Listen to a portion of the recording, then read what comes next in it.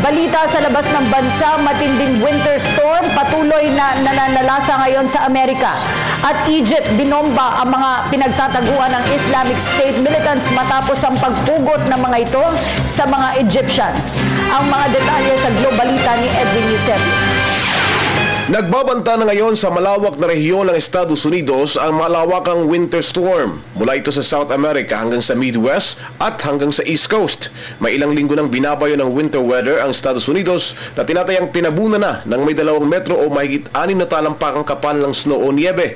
Ayon sa mga residente, nakakapagod na ang pagbabawas ng tambak ng snow kahit pa sabihin gusto nila ito. Sa ngayon ay mas lumawak pa ang binagsakan ng snow, maging ang Central at Mid-Atlantic States ay nakaranas na ng unang major snowfall sa taong ito. Isa ang Boston sa labis na apektado ng winter storm dahil wala nang halos kalsadang madaraanan, kanselado ng mga flights at marami ng mga bubungan ng mga tahanan ng bumagsak at itinigil na rin ang mga pasok sa paaralan, opisina at mga negosyo.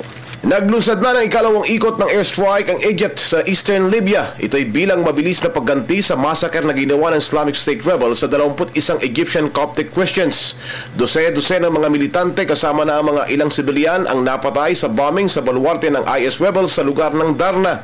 May 1,300 kilometro silang Libya kung saan ginawa umano ang execution sa mga Kristiyano. Magkatuwang ang mga Libyan warplanes sa airstrikes at pinuntiryan ng mga ito ang imbaka ng mga armas at training camps ng mga IS rebels. Una rito, matatandang nangako si Egyptian President Abdel Fattah el-Sisi na mabilis na ganti sa pagpaslang sa mga Kristiyano na tinawag niyang bulgarang uri ng terorismo. Samantala, kinondena naman ng karibal ng parlamento na nakabase sa Tripoli at suportado ng ilang Islamist groups ang airstrikes. Anila, paglabag ito sa international law at kalayaang makapagsarili ng Libya.